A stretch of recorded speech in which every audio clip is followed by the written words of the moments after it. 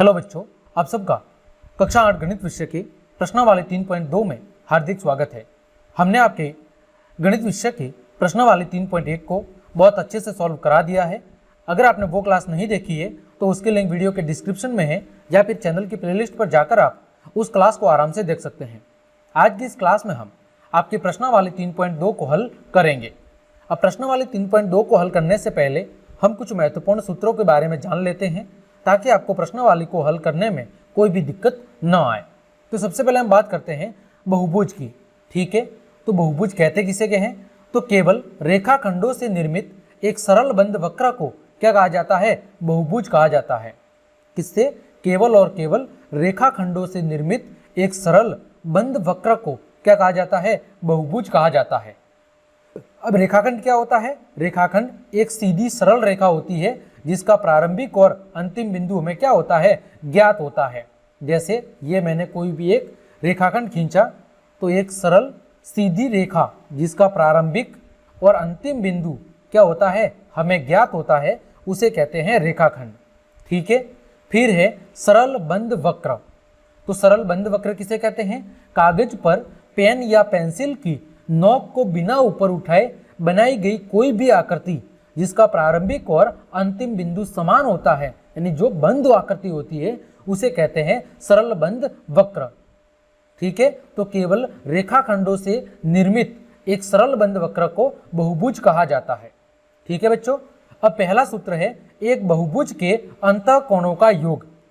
अंतःकोण का मतलब है कि एक बहुभुज के अंदर जितने भी कोण बनते हैं अंदर की ओर, जैसे कि आपको चित्र दिख रहा है, त्रिभुज के अंदर कोण 1, कोण 2 और कोण 3, ये क्या है? ये तीनों ही आपके अंतःकोण हैं। क्या है? ये तीनों ही आपके अंतःकोण हैं। तो किसी भी बहुभुज के अंदर की ओर बनने वाले जो कोण हैं वो कहलाते हैं अंतःकोण। तो किसी भी बहुभुज के अंतःकोणों का अगर हमें योग क्या निकालना है, कुल योग निकालना है, तो उसका सूत्र है n-2 गुणा 180। यहाँ पर n क्या है? तो n यहाँ पर भुजाओं की संख्या है। n क्या है? n आपके भुजाओं की संख्या है। ठीक है, जैसा भी मैं आपको बताऊं त्रिभुज के लिए। अब त्रिभुज के अंदर कितनी भुजा है? त्रिभुज के अंदर आपकी 3 भुजा है, तो इसके अंतःकोणों का योग कितना होगा? इसकी भुजा कितनी है? 3, तो 3-2 गुणा 180। ठीक है, तो इसका जो योग है वो कितना आ जाएगा? 180 डिग्री। यानी एक त्रिभुज के तीनों अंतःकोणों का जो कुल योग है वो कितना होता है? 180 होता है। उसी तरह मैं बताऊं षटभुज के लिए, तो षटभुज के अंदर कितनी भुजा है? 6 भुजा। तो इसका जो कुल अंतःकोण का योग होगा वो कितना आएगा? तो n की जगह हम कितना लिख लेंगे? 6-2 गुणा 180 डिग्री। ठीक है, तो 6 में से 2 जाएगा तो कितना बचेगा? 4 गुणा 180 और 18 को 4 से गुणा करेंगे तो 18 दूनी 36, 18 तिया 54, 18 चौक 72, यानी कि 720 डिग्री। एक षटभुज के सभी अंतःकोणों का जो योग है वो कितना आएगा? 720 डिग्री। ठीक है बच्चों, अगला सूत्र है एक बहुभुज के प्रत्येक बहिष्कोण का जो मान है उसका सूत्र होता है 360 डिग्री बटे में n, यानी कि भुजाओं की संख्या। हमें अगर किसी भी बहुभुज के प्रत्येक बहिष्कोण का मान निकालना है तो उसका जो सूत्र है 360 बटे में n। जैसे कि मैंने कहा षटभुज के प्रत्येक बहिष्कोण का मान निकालना है, तो षटभुज के अंदर कितनी भुजा है? 6, तो 360 बटे में 6, यानी कि 60 डिग्री। एक षटभुज के प्रत्येक बहिष्कोण का जो मान है वो कितना आएगा? वो आपके आएगा 60 डिग्री। ठीक है, अगला सूत्र है प्रत्येक अंतःकोण। यदि हमें किसी बहुभुज के प्रत्येक अंतःकोण का मान निकालना है तो उसका सूत्र है n-2 गुणा 90 डिग्री, या फिर आप ये भी लिख सकते हैं n-2 बटे में 2 गुणा 180। लेकिन ये न लिख के आप क्या लिखेंगे? n-2 गुणा 90 डिग्री।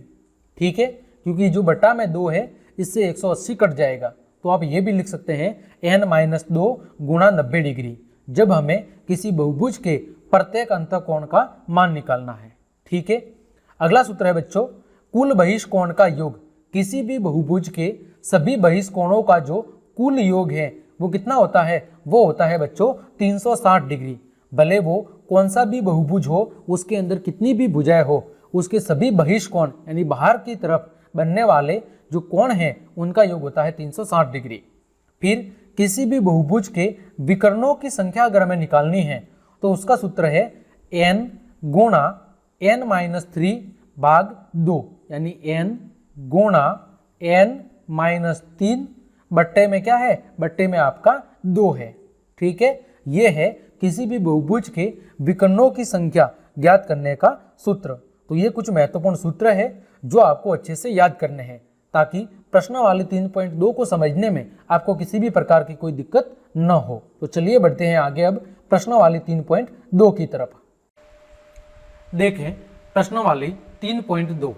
पहला प्रश्न आपके सामने दिया गया है, निम्नलिखित आकृतियों में x का मान ज्ञात कीजिए। हमारे सामने एक आकृति दी गई है, इसमें हमें कोण x का मान ज्ञात करना है। ठीक है बच्चों, तो सबसे पहले हम क्या करते हैं, सबसे पहले हम इस आकृति में हम कोणों के नाम दे देते हैं। पहले इस कोण का मान नाम दे देता हूं कोण m और इस वाले कोण का नाम दे देता हूं कोण n। ठीक है, m और n। हमें कोण x का मान ज्ञात करना है। तो सबसे पहले मैं एक चीज आपको समझा देता हूं और वो है रेखिक युग्म। क्या है, रेखिक युग्म। देखो क्या होता है, ये कोई एक सरल रेखा है। ठीक है, जब इस सरल रेखा को कोई और दूसरी सरल रेखा क्या करती है, काटती है। जब एक सरल रेखा को कोई दूसरी सरल रेखा क्या करती है, काटती है, प्रतिच्छेद करती है, तो इस बिंदु O पर, इस बिंदु O पर जहां पर ये काट रही है, यहां पर ये बनने वाले दोनों कोण हैं। ठीक है, जब एक सरल रेखा किसी दूसरी सरल रेखा को काटती है तो उस सरल रेखा के द्वारा बनने वाले जो दोनों कोण हैं, उन दोनों कोणों का जो कुल योग है वो कितना होता है, 180 डिग्री। कितना होता है, 180 डिग्री। जैसे यहाँ पर कोण A और ये है कोण B, तो इन दोनों कोण A प्लस कोण B, इन दोनों कोणों का जो योग है वो कितना होगा, वो होगा 180 डिग्री। वही बात यहाँ पर भी लागू हो रही है। यहाँ पर देखो जो ये वाला बिंदु है, ठीक है, मैं समझने के लिए बता रहा हूँ, जैसे बिंदु O है तो यहाँ पर इन दोनों कोणों का जो योग है वो कितना होगा, 180 डिग्री। फिर मैंने नाम दिया जैसे कि P, तो इस B बिंदु पर बनने वाले दोनों कोणों का योग कितना होगा, 180 डिग्री होगा। ठीक है, तो वही नियम यहाँ पर हम लगाते हैं। तो सबसे पहले यहाँ पर इसको हम सॉल्व कर लेते हैं। ठीक है, तो यहाँ कोण 125 डिग्री प्लस आपका कोण M बराबर कितना होगा, 180 डिग्री। कारण क्या है, कारण आप लिखेंगे बच्चों रेखिक युग्म। क्या लिखेंगे, रेखिक युग्म, ये आप लिखेंगे कारण। ठीक है, अब हम क्या करेंगे, इसी तरह अब यहां से हम क्या करेंगे, m का मान निकाल देंगे। तो m का मान निकालने के लिए हम 125 का क्या करेंगे, पक्षांतरण करेंगे। तो 180 डिग्री माइनस 125 डिग्री, ये इधर प्लस का था, बराबर के उधर गया तो क्या हो गया, माइनस का। तो यहां से कोण m का मान कितना आ गया, वो आ गया आपका 55 डिग्री। कितना आ गया, 55 डिग्री। सेम टू सेम बात यहां पर P बिंदु के लिए लागू होगी और हम कहेंगे और। ठीक है, 125 डिग्री प्लस आपका कोण n बराबर 180 डिग्री। अब हमें यहां पर कोण n का मान निकालना है, तो 180 डिग्री माइनस 125 डिग्री। ठीक है, बराबर में क्या आ जाएगा, बराबर में आ जाएगा आपका 55 डिग्री। यहां पर भी कौन सा नियम लगाया है, वही रेखिक युग्म। कौन सा नियम लगाया है, रेखिक युग्म। ठीक है बच्चों, अब देखो यहां पर कोण जो x है, कोण x का मान कैसे निकलेगा, कोण x का मान निकलेगा कोण n प्लस कोण m के बराबर। ठीक है, कोण x बराबर कोण n प्लस कोण m। कारण क्या है कि किसी भी त्रिभुज के जो बाह्य कोण है उसका योग उसके दो अभिमुख अंतः कोणों के योग के क्या होता है, बराबर होता है। तो यहां पर मैं लिखूंगा कि बाह्य कोण x बराबर किसके बराबर, बाह्य कोण x बराबर, बाह्य कोण x बराबर अभिमुख दो अंतः कोणों का योग, अभिमुख अंतः कोणों का योग। यानी एक बाह्य कोण का जो मान है, ठीक है, वो उसके सामने वाली भुजा पर बने दो अंतःकोणों के योग के क्या होता है, बराबर होता है। ठीक है, तो अभिमुख अंतःकोणों का योग किसके बराबर, कोण x के बराबर, यानी कि कोण m प्लस कोण n। ठीक है, तो x बराबर क्या होगा, x बराबर हो जाएगा आपके 55 डिग्री प्लस 55 डिग्री, और जब हम दोनों को जोड़ेंगे तो x का मान है वो कितना आ जाएगा, वो आ जाएगा आपका 110 डिग्री। ठीक है, और यही आपका क्या है, यही आपका बिल्कुल सही आंसर है। ठीक है बच्चों, तो ये निकल गया आपके कोण x का मान। आगे बढ़ते हैं, प्रश्न संख्या 1 का ही दूसरा भाग है b। ठीक है, प्रश्न संख्या 1 के अंदर दो प्रश्न है, a और b।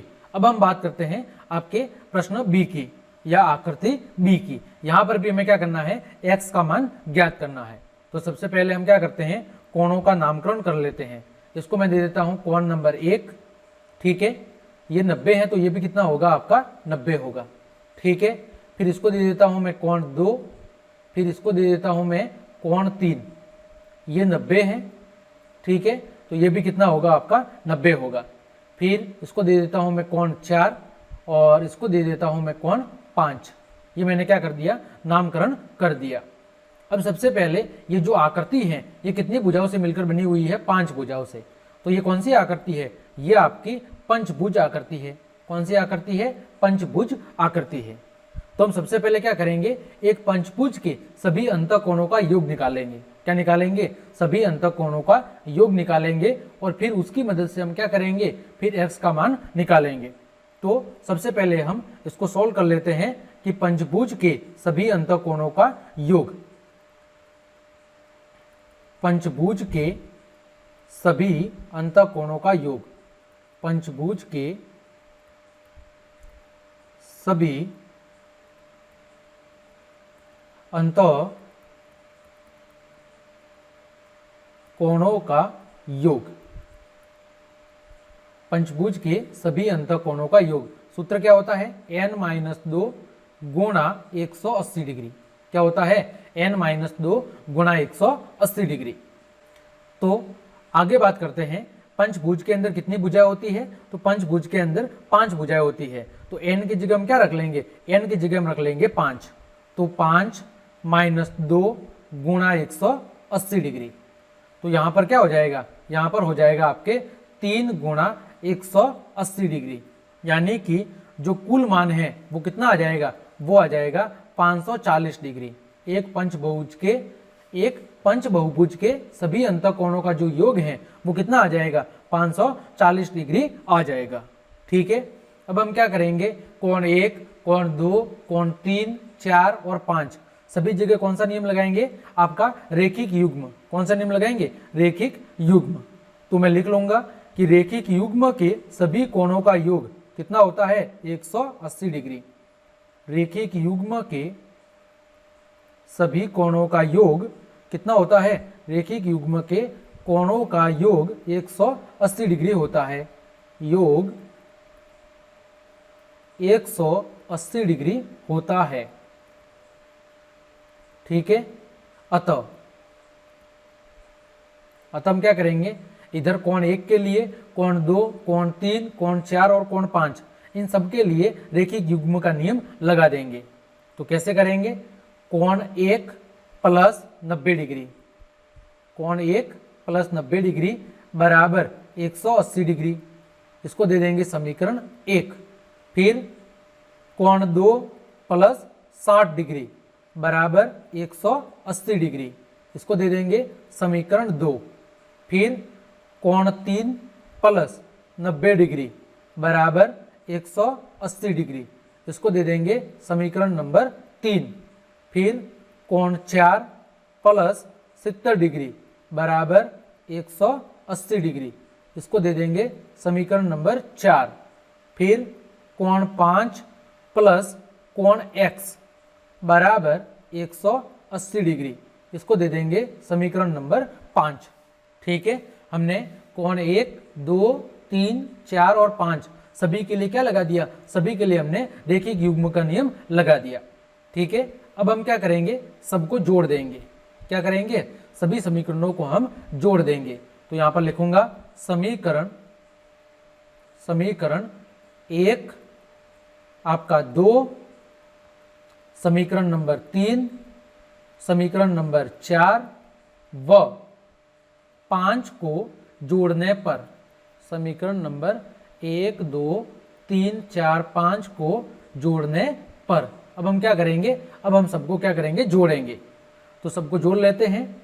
तो सबसे पहले x प्लस, बाकी को मैं ब्रैकेट में बंद कर लेता हूं, कोण 1 कोण 2 फिर आपका कोण 3 फिर आपका कोण 4 फिर आपका कोण 5 प्लस, इन सबको जोड़ेंगे तो 90 और 90 180, 180 और 130 यानी कि 310 डिग्री, और बराबर में सबको जोड़ेंगे तो 180 5 बार है, यानी ये कितना हो जाएगा, ये हो जाएगा आपका 900 डिग्री।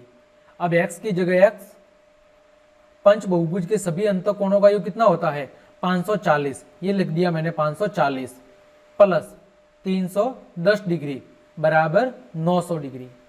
ठीक है, x प्लस इस दोनों को जोड़ेंगे कितना हो जाएगा 850 डिग्री बराबर 900। अब कोण x, तो 850 का क्या करेंगे पक्षांतरण, तो 900 डिग्री माइनस 850 डिग्री, तो 900 में से 850 जाएगा तो x का मान कितना आएगा, x का मान आ जाएगा 50 डिग्री, और यही आपका क्या है, यही आपका सही जवाब है। उम्मीद करता हूं आपको पहला प्रश्न अच्छे समझ में आया होगा। आगे बढ़ते हैं प्रश्न संख्या 2 की तरफ। दिया हुआ है एक समबहुभुज के प्रत्येक बाह्य कोण का माप ज्ञात करना है जिसकी भुजाएं 9 है और 15 है। ठीक है, तो सॉल्यूशन देखें। ए का बहुभुज के प्रत्येक अंतःकोण का माप, ठीक है, प्रत्येक बहिष कोण का माप या बाह्य कोण का जो माप है वो क्या होता है 360 बटे में n होता है। तो हम कहेंगे बहुभुज के प्रत्येक बाह्य कोण का माप, बहुभुज के प्रत्येक बाह्य कोण का माप बराबर क्या होता है 360 बटे में n का मतलब भुजाओं की संख्या। ठीक है, तो यहां पर हम क्या करेंगे 360 बटे में n का मतलब है 9, तो 360 के अंदर 9 का भाग देंगे, यहां पर हम लिख लेंगे n बराबर कितना दिया हुआ है 9। अतः ठीक है, अतः ठीक है, प्रत्येक कोण की माप बराबर क्या हो जाएगा, अतः प्रत्येक कोण की माप, प्रत्येक बाह्य कोण की माप बराबर 360 बट्टे में 9 यानी कि 40 डिग्री। यह आपके उत्तर हो जाएगा प्रश्न संख्या ए का। इसी तरह प्रश्न संख्या बी, प्रत्येक बहुभुज के प्रत्येक बाह्य कोण की माप, प्रत्येक बाह्य कोण का माप बराबर 360 बट्टे में n, और यहां पर n बराबर कितना है 15, यहां भी आप चाहे तो लिख सकते हैं, यहां n बराबर 9 था, यहां पर n बराबर 15 है। अतः प्रत्येक बाह्य कोण की माप, प्रत्येक बाह्य कोण की माप बराबर 360 बटे में 15, और 360 के अंदर 15 का भाग देंगे तो आपके आ जाएगा 24 डिग्री। यह आपका आ जाएगा उत्तर, क्या आ जाएगा 24 डिग्री। तो यह था आपका प्रश्न संख्या 2। आगे बढ़ते हैं बच्चों, प्रश्न संख्या 3। क्या दिया हुआ है, एक समबहुभुज की कितनी भुजाएं होगी यदि बाह्य कोण का माप कितना है 24 डिग्री है। कितना है, बाह्य कोण का माप कितना है 24 डिग्री। ठीक है, तो इसको सॉल्व कैसे करेंगे, तो सॉल्यूशन लिख लेते हैं।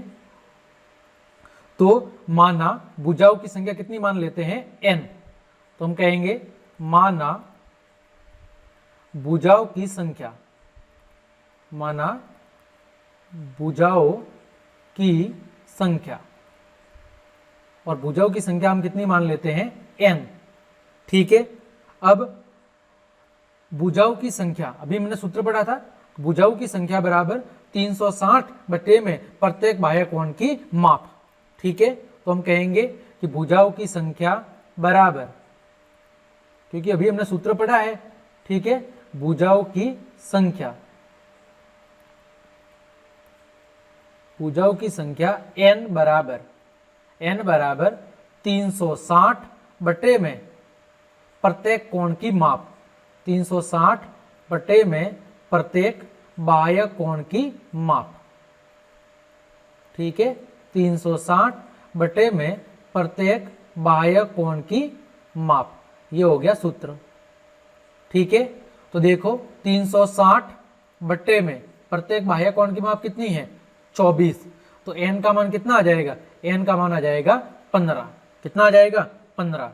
अतः हम कहेंगे अतः समबहुभुज की कितनी भुजाएं होगी, अतः समबहुभुज की 15 भुजाएं होगी। अतः समबहुभुज की कितनी भुजाएं होगी, 15 भुजाएं होगी। यानी जो हमने सूत्र प्रश्न 2 के अंदर यूज किया था वो का वो हमने यहाँ पर भी यूज किया है, बस हमने थोड़ा सूत्र को क्या कर दिया है, मॉडिफाई कर दिया है। प्रत्येक बाह्य कोण की माप बराबर क्या था, 360 बटे में n, तो हमें यहाँ पर n ज्ञात करना था, तो हमने n को इधर ऊपर भेज दिया और प्रत्येक बाह्य कोण की माप को यहाँ पर नीचे भाग में भेज दिया। तो 360 के अंदर 24 का भाग दिया तो कितना आ गया, 15 आ गया। ठीक है, अब आगे बढ़ते हैं, प्रश्न संख्या 4। क्या दिया हुआ है, एक समबहुभुज की भुजाओं की संख्या यहाँ पर भी निकालनी है। यदि इसका प्रत्येक अंतःकोण कितना दिया हुआ है, 165 डिग्री दिया हुआ है। क्या दिया हुआ है, अंतःकोण 165 दिया हुआ है, तो वही मान लेते हैं। माना भुजाओं की संख्या, भुजाओं की संख्या कितनी मान लेते हैं, n। माना भुजाओं की संख्या, और भुजाओं की संख्या बराबर n। ठीक है, अब बाह्य कोण, बाह्य कोण का मान क्या होगा, 180 डिग्री माइनस अंतःकोण, तो बाह्य कोण बराबर 180 डिग्री माइनस 165 डिग्री, तो बाह्य कोण का माप कितना आ गया, बाह्य कोण का माप आ गया आपके पास, वो होगा आपके पास कितना, 15 डिग्री। ठीक है, अब हमें क्या निकालनी है, अब हमें निकालना है भुजाओं की संख्या। तो भुजाओं की संख्या, भुजाओं की संख्या हमने क्या मानी है, n बराबर 360 बटे में क्या होगा, प्रत्येक बाह्य कोण की माप, तो 360 बटे में प्रत्येक बाह्य कोण की माप, प्रत्येक बाह्य कोण की माप। तो बाह्य कोण का माप कितना आया है, 360 बटे में 15, यानी कि भुजाओं की संख्या कितनी होगी, भुजाओं की संख्या आपके होगी 24। ठीक है, ये आपका क्या होगा, यही आपका उत्तर होगा। ठीक है, आगे बढ़ते हैं बच्चों, प्रश्न संख्या 5। क्या है, प्रश्न संख्या 5 दिया हुआ है, क्या ऐसा समबहुभुज संभव है जिसके प्रत्येक बाह्य कोण की माप क्या हो, 22 डिग्री हो। ठीक है, तो इसका सॉल्यूशन क्या होगा, सॉल्यूशन ए का, तो देखो इसका उत्तर क्या होगा, नहीं। क्यों, क्योंकि एक समबहुभुज संभव है जिसके प्रत्येक बाह्य कोण की माप कितनी हो, 22 डिग्री, तो ये तभी संभव है जब 360 के अंदर 22 का भाग पूरा पूरा जा रहा हो, तब भुजाओं की संख्या पूरी पूरी निकलेगी। लेकिन 360 के अंदर 22 का भाग पूरा पूरा नहीं जाता है, अतः जो भुजाओं की संख्या है वो क्या नहीं होगी, वो आपकी एक पूर्ण संख्या नहीं होगी। भुजाओं की जो संख्या है वो एक पूर्ण संख्या नहीं होगी, अतः ऐसा समबहुभुज संभव नहीं है। तो हम कहेंगे नहीं। कारण क्या लिखेंगे, क्योंकि आपका जो 360 है, ठीक है, वो 22 से विभाज्य नहीं है, क्योंकि 360 डिग्री 22 डिग्री से विभाज्य नहीं है। 360 डिग्री 22 डिग्री से विभाज्य नहीं है। ठीक है, और जब विभाजित नहीं है मतलब हमें भुजाओं की संख्या पूरी पूरी नहीं मिलेगी, अतः ऐसा बहुभुज संभव नहीं है। दूसरा है, क्या किसी समबहुभुज का अंतःकोण हो सकता है, क्यों, क्या यह का मतलब है कि जो 22 डिग्री है वो किसी समबाहुभुज का अंतःकोण हो सकता है अथवा नहीं। तो नहीं, क्यों? क्योंकि यदि 22 डिग्री अंतःकोण हो जाएगा तो इसका जो बाह्य कोण है, बाह्य कोण कितना आएगा? बाह्य कोण आपका आ जाएगा 180 डिग्री माइनस 22 डिग्री, और 180 में से 22 जाएगा तो कितना बचेगा? 158, और 158 से 360 विभाज्य नहीं होता है। ठीक है, तो इसका जवाब भी होगा नहीं। अब ब्रैकेट में लिखेंगे क्योंकि, क्या लिखेंगे? क्योंकि बाह्य कोण पहले निकालेंगे, क्योंकि बाह्य कोण बराबर, बाह्य कोण कितना होगा? 180 डिग्री माइनस 22 डिग्री, कितना आ जाएगा? 158 डिग्री। कितना आएगा? 158 डिग्री। और हम क्या लिखेंगे? और 158 डिग्री से 158 डिग्री से 360 डिग्री क्या नहीं है? 360 डिग्री विभाज्य नहीं है। 360 डिग्री विभाज्य नहीं है। अतः 22 डिग्री के कोण वाला, 22 डिग्री के बाह्य कोण वाला भी कोई भी समबाहुभुज नहीं हो सकता, और 22 डिग्री के अंतःकोण वाला भी कोई भी समबाहुभुज नहीं हो सकता। ठीक है दोस्तों, यह था आपका प्रश्न संख्या 5। आगे बढ़ते हैं। प्रश्न संख्या 6 दिया हुआ है कि किसी समबाहुभुज में कम से कम कितने अंश का अंतःकोण संभव है, क्यों? ठीक है, और दूसरा है किसी समबाहुभुज में अधिक से अधिक कितने अंश का बाह्य कोण संभव है। क्या बोल रहा है कि कम से कम कितने अंश का अंतःकोण संभव है और कम से अधिक कितने अंश का बाह्य कोण संभव है। तो सबसे पहले हम इसको सॉल्व कर लेते हैं। तो देखो ए, अब देखो सबसे कम भुजा वाला जो समबाहुभुज है वो कौन होता है? त्रिभुज, जिसमें कितनी भुजा होती है? 3 भुजा। ठीक है, तो हम कहेंगे कि समबाहु त्रिभुज, कौन सा त्रिभुज? समबाहु त्रिभुज, समबाहु त्रिभुज, समबाहु त्रिभुज 3 भुजाओं वाला क्या होता है? एक समबाहुभुज होता है। समबाहु त्रिभुज 3 भुजाओं वाला क्या होता है? एक समबाहुभुज होता है। समबाहु त्रिभुज 3 भुजाओं वाला एक समबाहुभुज होता है। ठीक है, एक समबाहुभुज होता है जिसमें प्रत्येक जो अंतःकोण होता है वो कितना होता है? 60 डिग्री। जिसमें सबसे कम अंश कोण, जिसमें सबसे कम अंश का अंतःकोण, जिसमें सबसे कम अंश का अंतःकोण कितना होता है? 60 डिग्री का होता है। ठीक है, यहां 60 डिग्री संभव है। ठीक है, अब हमें पता है कि त्रिभुज के तीनों अंतःकोणों का योग कितना होता है? त्रिभुज के तीनों अंतःकोणों का योग 180 होता है। तो त्रिभुज के सभी कोणों का योग, त्रिभुज के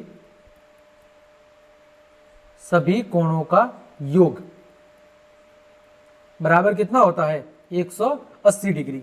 ठीक है, जैसे हमने माना कि त्रिभुज के क्या कोण थे? 3 कोण थे, x, x और x, और तीनों को जोड़ दिया तो तीनों का मान किसके बराबर आएगा? 180 के बराबर। जब तीनों को जोड़ेंगे तो कितना हो जाएगा? 3x बराबर 180 डिग्री। तो x बराबर कितना आएगा? 180 डिग्री बट्टे में आपका 3, तो x बराबर आ जाएगा आपका 60 डिग्री। ठीक है, तो सबसे कम अंश कोण वाला या अंतःकोण वाला जो समबाहुभुज है वो कौन सा होगा? वो होगा आपका समबाहु त्रिभुज।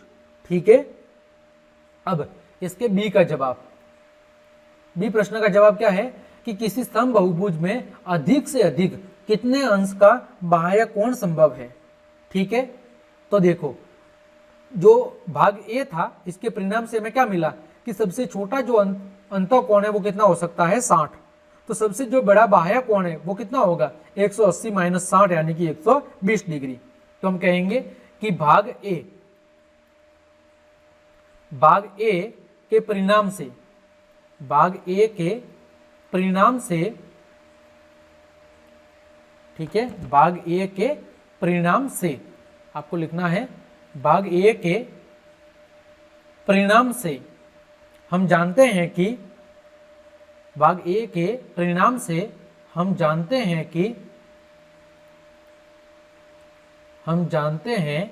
कि सबसे छोटा अंश अंतःकोण, सबसे छोटे अंश का अंतःकोण कितना होता है? अंतःकोण 60 डिग्री का होता है, 60 डिग्री का होता है, ठीक है। अतः सबसे बड़े अंश का बाह्य कोण बराबर, सबसे बड़े अंश का बाह्य कोण, सबसे बड़े अंश का बाह्य कोण बराबर 180 डिग्री माइनस 60 डिग्री बराबर क्या होगा? 120 डिग्री होगा, ठीक है। यह हो गया आपका प्रश्न संख्या 6। तो इस प्रकार प्रिय विद्यार्थियों, हमने प्रश्नावली 3.2 को बहुत अच्छे से सॉल्व कर लिया है। उम्मीद करता हूं सभी प्रश्न आपको अच्छे समझ में आए होंगे। तो क्लास देखने के लिए आप सभी को धन्यवाद। यदि मेरी क्लास और मेहनत आप सबको पसंद आई है तो फिर ज़्यादा से ज़्यादा अपने मित्रों को शेयर करें ताकि उन सभी तक ये जानकारी पहुंच सके। साथ ही साथ चैनल को सब्सक्राइब करना ना भूलें और बेल आइकन को जरूर दबाएं ताकि मेरी प्रत्येक क्लास की जानकारी आपको समय पर मिल सके। तो आज के लिए इतना ही। जय हिंद, जय भारत।